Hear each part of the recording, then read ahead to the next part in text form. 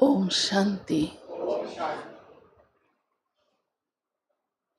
प्यारे बाबा हम बच्चों को सच्चा सच्चा वैष्णव बनाता है।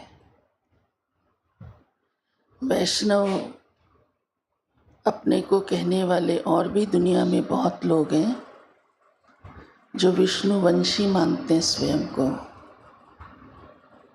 और अच्छी बात है। वो इसलिए कोशिश करते हैं जीवन सात्विक रहे, लेकिन उस कोशिश में उनकी एक ही बात विशेष होती है, भोजन की सात्विकता। पवित्रता की सात्विकता या धारणा का ज्ञान उनको नहीं है। ज्ञान होते भी वो अपने लिए नहीं समझते कि हमको ग्रस्त में रहते हुए पवित्र जीवन बिताना है, विकारों से दूर रहना है, क्योंकि ये शक्ति तो सिर्फ शिव बाबा देता है। सन्यासियों ने भी स्वयं को प्रवृत्ति से अलग करके ब्रह्मचर्य पवित्रता की धारणा में रहे, तो भी देखते हैं आज उसकी भी परसेंटेज हो गई है। हाँ, सभी एक जैसे उच्च कोटि की धारणा वाले नहीं रहे। परंतु बाबा हमें विष्णुवंशी बनने की बहुत सूक्ष्मता गहराई सुनाता है कि भोजन की सात्विकता तो है ही है, कोई बड़ी बात नहीं है, लेकिन पूरे जीवन की सात्विकता, विकारों से दूर रहना और ब्रह्मचर्य व्रत का मनसा वाचा कर्मणा पालना करना, क्योंकि विष्णु माना ही लक्ष्मी नारायण की प्रवृत्ति, और हमारा तो लक्ष्य ही यही है। तो लक्ष्मी नारायण की गृहस्थी कैसी होगी? बहुत ऊंच, बहुत शुद्ध, बहुत पवित्र। हाँ, तभी तो वो दुनिया गोल्डन और सुख शांति की दुनिया कहलाएगी। तो बाबा ने कहा आप भोजन की परहेज भी करते हो, लेकिन पवित्रता की भी धारणा करते हो। ये परहेज भी आपकी पक्की रहती है, इसलिए आप सच्चे सच्चे वैष्णु बनते हो इस समय। वो अपने को विष्णु नहीं, फिर वैष्णु कहते हैं। हाँ? फिर बाबा ने आज एक विकार का, अवगुण का महापरिवर्तन सुनाया है, और वो बहुत बहुत ऐसे तो हर विकार का अपना ही जलवा है, प्रभाव है, कम नहीं है कोई भी विकार। परंतु जो मूल जड़ है, जो और विकारों को भी खींच लाती है, तो बाबा ने कहा वो है मोह विकार, मोह का अवगुण। और सचमुच मोह का अवगुण इतना ज़बरदस्त है कि वो कितने पाप करा लेता है, कितनी गड़बड़ करा लेता है। देख ही रहे हैं ना आज दुनिया में, मोहवश कितना पाप करते हैं, लोभ करते हैं, लालच करते हैं, फिर वो कमा लेते हैं तो अहंकार आ जाता है, आदि आदि। तो बाबा ने कहा इस अवगुण को गुण में बदल दो। और ये बात बाबा ने बहुत शुरू में ही कही थी, यज्ञ के आरंभ में ही। और बाबा कहते थे मित्र संबंधियों में इतना फंस जाते हैं कि उनकी ही याद सताती रहती है, ना चाहते भी उनकी याद खींचती रहती है, और दुखी भी होते रहते हैं। एक हो ना, किसी की याद से बड़ा सुख आनंद मिल रहा हो, लेकिन साथ साथ दुख की फीलिंग आती रहती है। अब मान लीजिए कोई शरीर छोड़ गया, उसको याद करें तो दुखी होता रहेगा ना, या कोई थोड़ी देर भी ऊपर नीचे हुआ तो भी उस समय की याद क्या होती है? दुख की याद होती है ना। तो बाबा ने कहा ये याद बाबा की याद को कम कर देती है, क्योंकि मित्र संबंधी तो ढेर है, कोई एक थोड़ा है। तो कभी कोई याद आएगा, कभी कोई याद आएगा, तो बाबा की याद क्या होगी? कम हो जाएगी। बाबा ने कहा मुंह ढक कर रोते रहते हैं मोहवश। लग भी रहा होता है कि ये रोना ठीक नहीं है, कोई क्या सोचेगा, फिर भी माताएं तो मुंह ढक के हाँ हाँ भी करती रहती हैं, हाय हाय भी करती रहती हैं। उस समय जब बाबा के ये महावाक्य चले हैं, तो सिंध का जो वातावरण था वो इस प्रकार का था। वैसे तो पूरी भारतीय संस्कृति में ही ये बात द्वापर युग से चली आई है कि नारी जो है वो विधवा होने के बाद, हाँ, इस पति के चले जाने के बाद उसकी स्थिति कितनी खराब हो जाती है। तो उस समय भी वहाँ माताएं इतना रोती थीं और विधवा होने के कारण किसी को अपनी शक्ल भी नहीं दिखाती थी और इतना लंबा लंबा घूंघट पहन के बैठती थी और बाहर कहीं आना जाना नहीं होता था। और वो सफ़ेद कपड़े और मैले हो जाते थे, माना नए फ्रेश भी अच्छे बढ़िया सफ़ेद भी नहीं पहनने हैं, जैसे कोई मातम होता है ना छाया हुआ, ऐसा। और उसकी याद में रोती रहती थी, खाना भी नहीं खाती थी। और उस समय ही, उन्हीं दिनों ही चंद्रमणि दादी की लौकिक बहन हृदय पुष्पा दादी, आपने तो नहीं देखा होगा उनको, टिक्कण दादी बाबा कहता था। बहुत अच्छा परिवार था ये चंद्रमणि दादी का। इनके माता पिता बहुत अच्छे बिजनेसमैन, रॉयल परिवार था। तो इनकी शादी हुई थी हृदय पुष्पा दादी की, टिक्कण दादी की। वो चंद्रमणि दादी से बड़ी थी आयु में।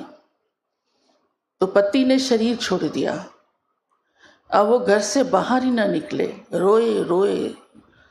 तो बाबा ने उसको बुलवाया भी सही, लेकिन कोई ससुराल वाले आने ही ना दें, क्योंकि रिवाज ही नहीं था कि वो एक ऐसे पति शरीर छोड़ जाए और उसकी स्त्री बाहर कहीं जाए। और वो सचमुच इतना लंबा घूंघट लेके, दादियाँ सुनाती थी ये बातें।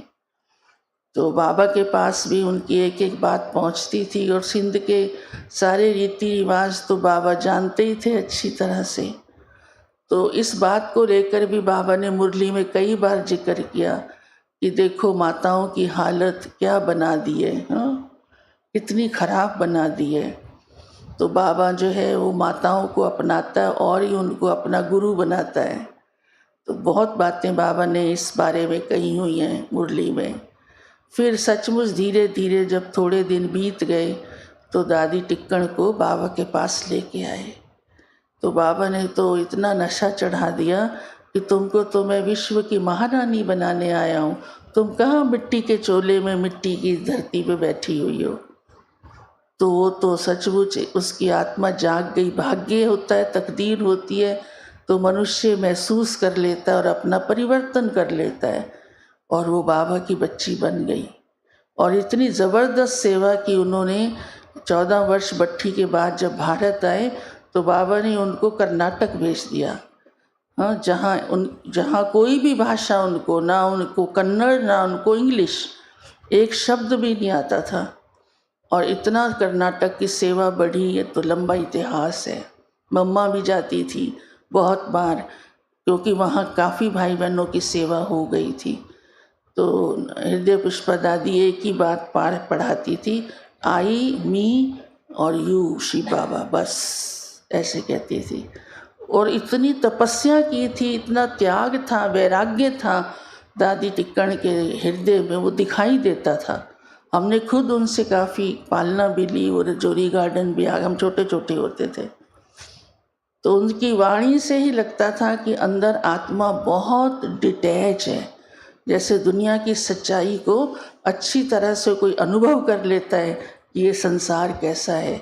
और वही तपस्या का वाइब्रेशन उनका सभी को वहाँ टच होता था। तो बाबा ने जो ये बात कही है कि किसी की याद सताए ही नहीं,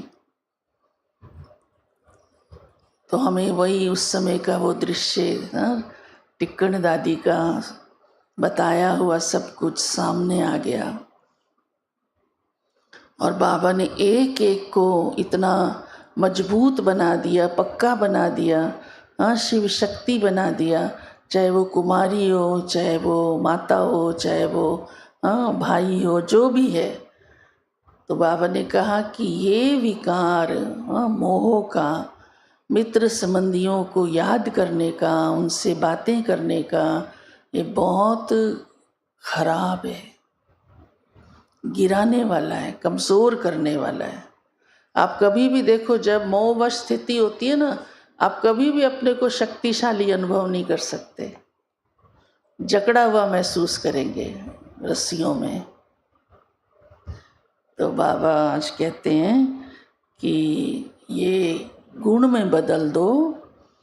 किस गुण में बदल दो कि एक बाबा की ही याद हमको सदा आती रहे। फिर बाबा ने कुछ एक धारणा की बातें सुनाई हैं कि कोई कुछ भी बोले, आपको क्या करना है? कोई कुछ भी बोले, क्या करना है नहीं मालूम। आप तो करते भी हो, मैंने देखा है। सुनना ही नहीं, सुना अनसुना कर दो। वैसे भी मनुष्य की प्रवृत्ति होती है, जो बेकार की खराब बातें होते हैं ना, वो ज़रूर सुन लेता। वो अच्छी बात कोई सुनाने खड़ा होगा, कहेंगे जल्दी है, जाना है। आप कभी भी चेक करना अपने को खुद। हाँ, और इधर उधर की बातें होंगी, जाते जाते भी सुन लेंगे। भाई तुमको कैसे पता चला? बस मैं निकल रहा था तो मेरे कान में पड़ गई। तो बाबा ने आज कहा उसे क्या करो? अनसुना व्यर्थ अपने अंदर नहीं जाने दो। कोई किचड़ा पड़ा होता उठा के जेब में डाल लेते हो, फिर सुनो ही नहीं तो जस्टिफाई भी नहीं करना पड़ेगा।